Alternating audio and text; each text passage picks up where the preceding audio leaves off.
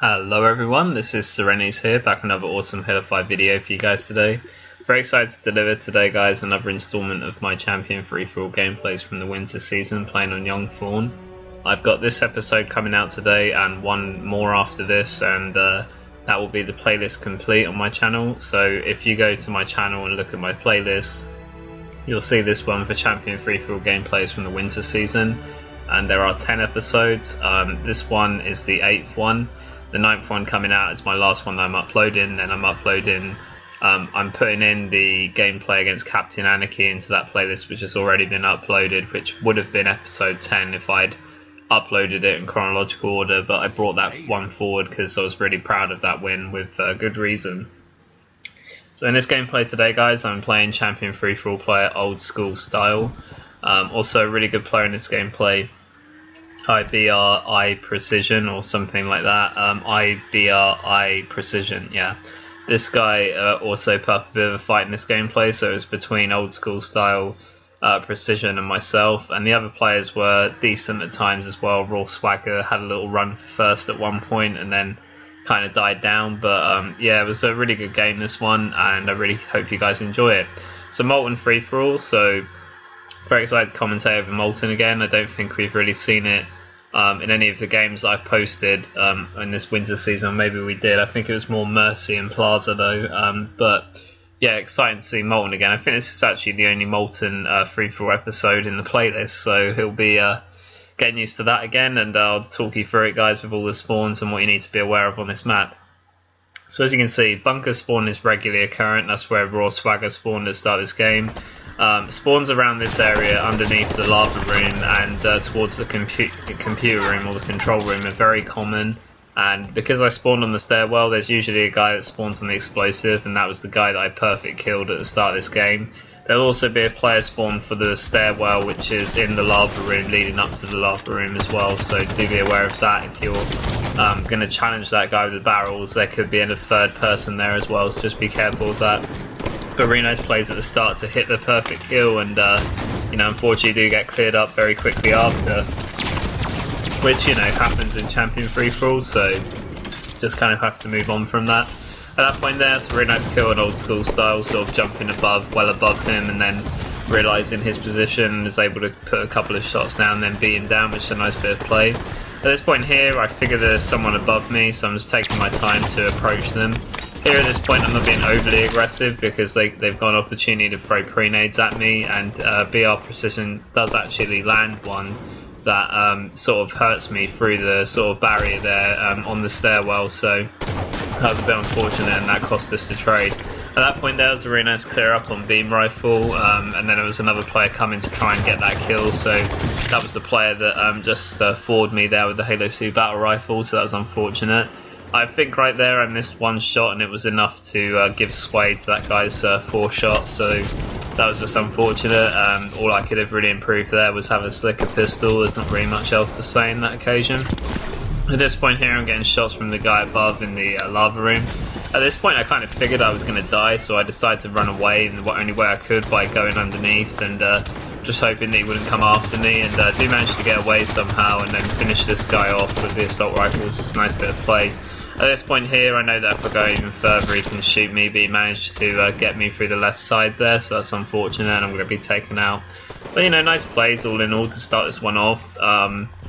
You know, it hasn't been a very dominant start. I mean, it's been quite back and forth, to be honest. 5 kills off the bat with another guy with 5 kills. I think the reason for that is just because there's been so many fast kills at the start of this game, and you know, there's been a lot of battles in other areas of the map, so when this kind of gameplay happens in a Champion free-for-all, you kind of have to make the most and try and suss out and try and stay alive a bit longer to suss out where the main battles are taking place so that you can keep ahead with the pack. So at this point here I'm just kind of chilling in lava room. Don't want to camp too long here because there's various different points of entry that people can attack you from. At this point I know someone's coming up from the stairwell. Maybe the pre-nade was a little bit early and that does cost me to not get the kill on BR PreCiSiON there, so really nice pistol from him. I think possibly the grenade just could have been timed a little bit better maybe, just needed to time that a little bit better. You know, that's all I can really say about that play, to be honest. Here again, missing one or maybe, nah, I don't think 2 shots, maybe 1 shot was missed there. I couldn't really see, because theatre's hard to judge with how good someone is with a pistol, because the shots look really off. But yeah, just a little bit sloppy aiming, but I still managed to get a couple of kills out of that. It's a nice play. At this point here, really nice play to get the brute plasma rifle. You definitely want to control this weapon on Molten. It's really essential to get some very you know, close range kills. You know, the brute plasma rifle is second to none, to be honest, with how quickly it drains someone's shields. So really nice play to be able to get this, and definitely worthwhile having it in your back pocket. So at this point I'm not really seeing any players. I expect someone to be around this corner, which they are, and they also have the brute plasma rifle as well, so we end up trading. So I'll take that trade any day, and at this point still with the 9 kills, tied for first with IBRI PreCiSion. So at this point, guys, you know, making really nice plays. There isn't really much that I can do more at the moment to really project my lead. If I want to project my lead over the other players at this point, I have to try and kill the people that's tied with first place with me, and also the person in second place, to increase my lead. So definitely, you know, to want to secure the win, you definitely want to be sure that you're doing that towards well, throughout the whole game, and then especially towards the end, so that you confirm the win. But at this point here, really nice kill to get that on IBRI PreCiSion, so that puts him out of the game for a while.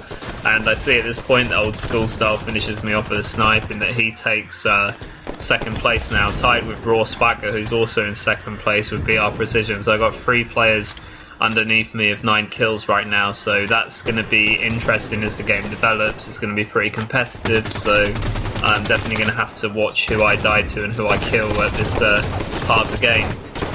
So at this point again, some sloppy shots. Beem Rifle made me look a bit silly there.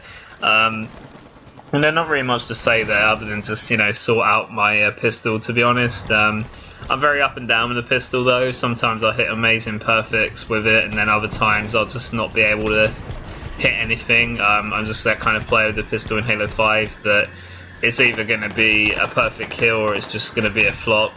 So, you know, all I have to do is tighten up my aim on that occasion with that play. At this point here, making a pre-nade on the guy on the stairs, and kind of expected to get this kill. I thought I already had it and didn't really put enough effort in there to connect the beatdown. That's going to result in my death, which was really unfortunate. Could have easily had that kill, and that was a kill I should have got, considering what a tight game this is. At this point here, really nice assault rifle and IBRI PreCiSion. Considering he was using the pistol at such close range, I was making large, wide strafes. It was harder for him to hit all 5 shots, so that was a nice bit of play to secure that kill. Again, nice assault rifle beatdown on PreCiSion.